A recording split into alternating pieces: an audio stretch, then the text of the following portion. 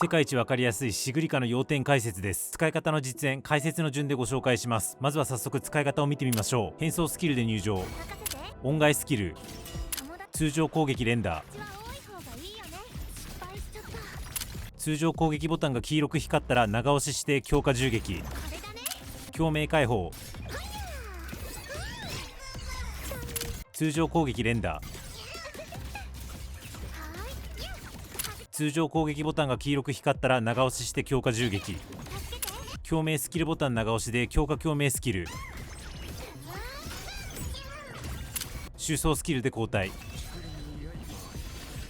これで OK です。それでは解説です。シグリカは久しぶりにバージョン 3.0 で初登場したややこしい共和破壊システムとは全く無縁のキャラです。なので結構わかりやすい。ただいらんでしょ初心者にそのややこしさってところと、そこは気にした方がいいねってところが混在しているので、その辺はっきりさせつつご紹介します。まずシグリカの使い方の流れを端的に言うと、ルーン貯めて回路ゲージに変えて、ルーン貯めて回路ゲージに変えて、で強いの打って終わりっていう流れです。実際の動きを見てみましょう。まず変装スキルで入場したらとりあえず音階スキルを使います。珍しくとっとと音階スキルを使う感じですが理由があります。後ほどご紹介するので一旦は気にせず、音階スキルを使った後通常攻撃で殴りまくってるとなんか色々あって1巡目のルーン貯めて回路ゲージに変えてが終わっています。この間に何が起きてるかというと、まず変装スキルで入場するとシグリカにルーン追加で貯めるぞのバフがつきます。で通常攻撃をポンポン続けてると本来はルーンというものを1個だけ獲得します。たださっき変装スキルによって追加で貯めるぞバフを得たので同じルーンをもう1個ボーナスで獲得しており、ここでは都合同じルーンを2個獲得しています。同じルーンつってるぐらいなんで別のルーンもあるんですが一旦置いといて、でルーンが2個溜まってると通常攻撃ボタンが光るので長押しをすると強化銃撃が発動します。この下三角形は長押しがいる印なので参考にしましょう。で強化銃撃を発動するとルーンが2つ消費されて回路ゲージが半分溜まります。ここ UI がめっちゃ分かりにくくて、実際の挙動としては今言った通りルーンが2つ消費されて回路ゲージが半分溜まってるんですけれども、なんか消費されたルーンの代わりに太陽の精霊が出てきたり、なんか回路ゲージが溜まったんだか消費されたんだかよくわかんない感じになってるんですが、とにかくこれはルーンが2つ消費されて回路ゲージが半分溜まっているという状態です。で同じことをもう1セット繰り返すだけです。さっきは変装スキルを使うと追加でルーン貯めるぞバフを得たんですが、共鳴解放を使うことでも追加で貯めるぞバフを得るので使います。で使ったらさっきと同じく通常攻撃を連打するとルーンを2つ獲得します。なんか獲得してるルーンがさっきと微妙に違う気がしますが無視。で同じようにルーン2個溜まったんで長押しして強化銃撃をすると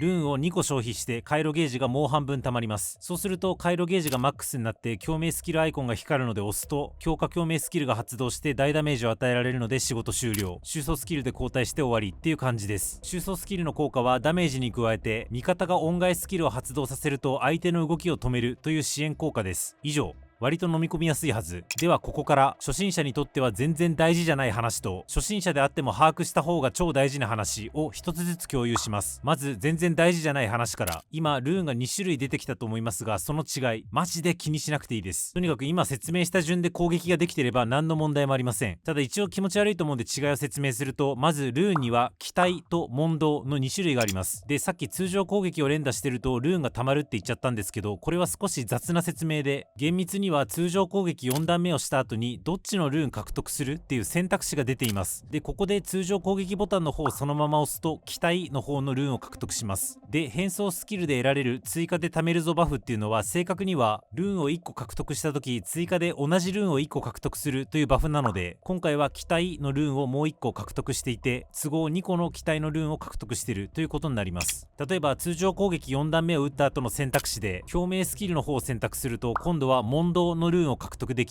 その時は同じルーン得られるバフの効果でもう1個問答のルーンを獲得できます。一方で共鳴解放を使うことで得られるバフは実は変装スキルで得られるバフと微妙に違くて、こっちはルーンを1個獲得した時追加で異なるルーンを1個獲得するというバフです。なのでこの状態で通常攻撃して4段目の後で出てくる選択肢で通常攻撃を押すと、まず機体のルーンを手に入れた後異なるルーンである問答のルーンを1個獲得できます。だからさっきここだけ獲得したルーンが違かったっていうことです。今言った通り共鳴解放を使うと異なるルーンを追加獲得するので通常攻撃4段目の後に通常常攻撃ボタンを押せば機体とあと追加で問答のルーンを、逆に共鳴スキルボタンを押せば問答とあと追加で機体のルーンを獲得するので、要するに得られるルーンの内訳は変わらないってことです。でルーンを2個消費して使う強化銃撃も消費するルーンに応じて微妙に効果が異なるんですけど、消費したルーンによる強化銃撃の効果の差が微差すぎるのでやっぱりどうでもいいです。いいよ、問答とか機体とか2択無視してとりあえず通常攻撃ボタンを押し続けろっていうのが初心者向けの助言になります。1個だけあえてインプットするなら、問答のルーンを2つ貯めて使う強化銃撃だけは集的の効果があるので、集団戦の場合最初は通常攻撃4段目の後に出てくるこの選択肢で共鳴スキルの方を選択すると強化銃撃の時に敵を集められるのでおすすめ。それ以外は気にしなくて OK です。そんなことよりも次のトピックの方がはるかに重要。さっきからスルーし続けていましたが、シグリカには実はもう1個ゲージがあります。あとしれっとバフもあります。このゲージとバフは自分含む誰かが恩返しスキルを使うとたまるものです。たまると何が嬉しいのかっていうと、超雑に言うとよだめが上がります。誰のどのよだめが上がるかっていうのは画面に表示させて終わるので興味があればなんですけど、言いたいのはこのよだめの上昇度合いがめちゃくちゃ高いので、このゲージとバフをちゃんと貯める、つまり恩返しスキルをちゃんと使うことの方がルーン云々より100倍大事です。恩返しスキル1回使うたびにゲージの方はプラス10ポイントでマックス60ポイント、バフの方はプラス1スタックで最大6スタックなので、要するに恩返しスキルを6回使えるとベストってこと。今回シグリカは珍しく恩返しスキルを冒頭に使っていましたが、これも恩返しスキルの使用回数を稼いでよだめを上げるためにやっているものです。ただ1キャラにつき恩返しスキルは1つずつしか使えないんだから、1ローテにつき最大でも3回しか使えないじゃん。60ポイント6スタックとか貯められなくねと思うかもしれませんが、そこで現れるのがこの男9円とこのスケベお姉さんカンタレラ。